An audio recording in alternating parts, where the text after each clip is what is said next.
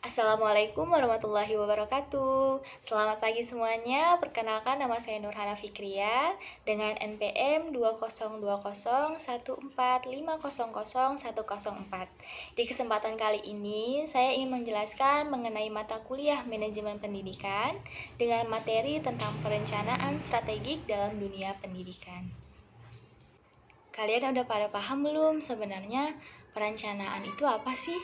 Perencanaan itu berkaitan dengan masa depan atas kejadian masa lalu, atau juga bisa dikatakan sebagai batu loncatan untuk membuat sebuah keputusan, dan juga merupakan suatu proses yang berkesinambungan antara kemana, caranya bagaimana, dan melalui apa untuk mencapai sebuah tujuan.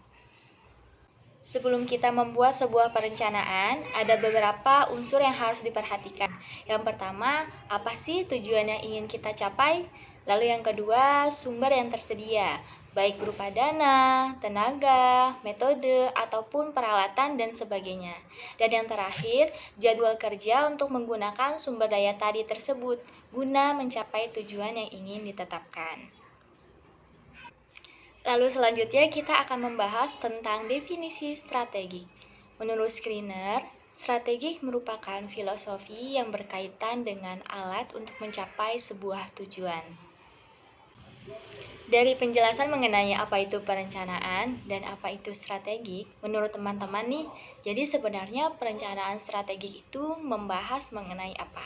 Perencanaan strategik adalah sebuah proses pemilihan tujuan-tujuan sebuah organisasi, penentuan strategi tentang bagaimana kebijaksanaan dan program-program strategik, tentang bagaimana penetapan metode yang diperlukan untuk menjamin bahwa strategi dan kebijaksanaan tersebut telah diimplementasikan.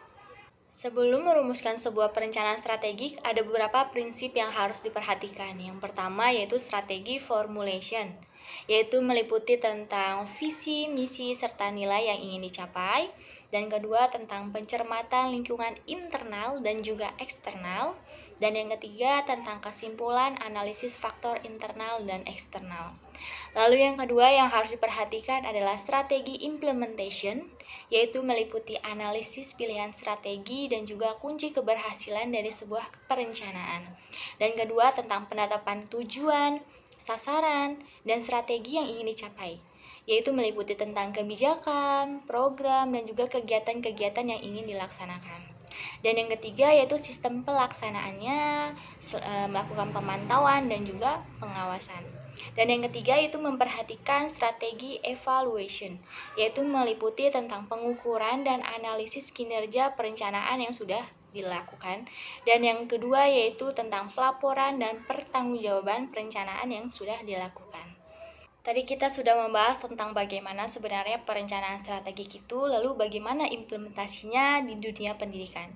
Ada beberapa langkah yang bisa dilakukan dalam dunia pendidikan, yaitu diantaranya pertama, melakukan analisis kebutuhan dan karakteristik siswa. Yang kedua, merumuskan tujuan instruksional dengan operasional yang khas. Yang ketiga, merumuskan materi-materi secara terperinci yang mendukung tercapainya sebuah tujuan. Dan keempat, mengadakan tes dan revisi. Dan yang terakhir, melakukan sebuah evaluasi. Jadi teman-teman, yang pertama itu tentang menganalisis bagaimana karakteristik dan kebutuhan siswa. Dalam sebuah proses belajar mengajar, yang dimaksud dengan kebutuhan adalah kesenjangan antara kemampuan, keterampilan, dan sikap siswa yang mereka miliki sekarang. Sebagai contoh konkretnya yaitu guru menginginkan siswa menghafal 100 kosakata bahasa Inggris. Namun siswa baru hanya menghafal 20 kosakata nih. Berarti kan ada kesenjangan 80 kosakata.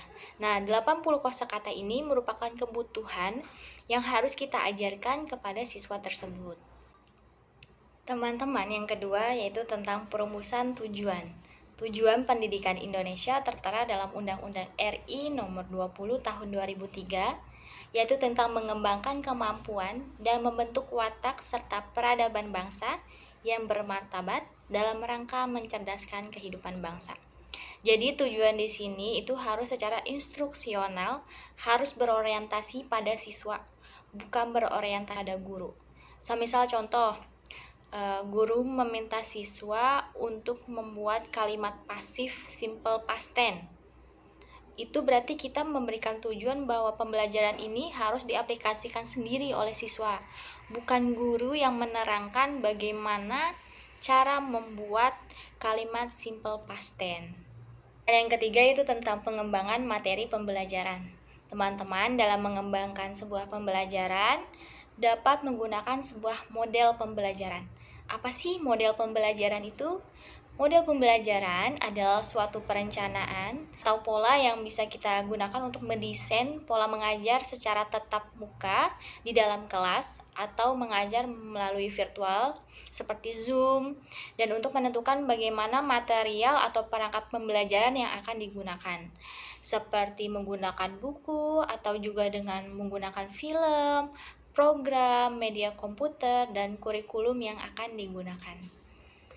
Lalu selanjutnya setelah tahap-tahap tersebut telah kita lakukan, selanjutnya kita harus melakukan yang namanya tes dan revisi. Tes ini dibutuhkan untuk menguji atas apa yang telah kita lakukan sebelumnya, apakah hal tersebut sudah sesuai dengan yang kita harapkan atau belum. Dan revisi di sini digunakan yaitu untuk mengganti bagaimana jika metode-metode yang kita telah gunakan itu sebelumnya tidak sesuai dengan harapan, atau kiranya kita bisa mencari solusi lain atau cara yang lain yang lebih bisa efektif jika diterapkan. Lanjutan terakhir dari tentang perencanaan strategik dalam dunia pendidikan yaitu melakukan evaluasi. Evaluasi digunakan untuk melihat bagaimana hasil kedepannya agar menjadi lebih baik. Kita gunakan juga untuk bisa menyaring sesuatu yang sudah lewat, apakah kiranya metode tersebut bermasalah atau kurang sesuai sehingga bisa disingkirkan atau bisa diganti dengan sesuatu yang baru, atau tidak usah diganti dan tetap menggunakan metode tersebut untuk kedepannya. Jadi teman-teman, kesimpulan yang bisa kita tarik dari perencanaan yaitu merupakan penetapan langkah-langkah kegiatan yang dilakukan untuk mencapai sebuah tujuan organisasi. Perencanaan dalam menjalankan organisasi pendidikan dapat dilakukan dengan berbagai cara. Yang pertama yaitu menganalisis kebutuhan siswa, perumusan tujuan, pengembangan materi dan pembelajaran, mengadakan tes dan revisi, serta membuat kesimpulan. Itu tadi penjelasan mengenai materi perencanaan strategik dalam dunia pendidikan.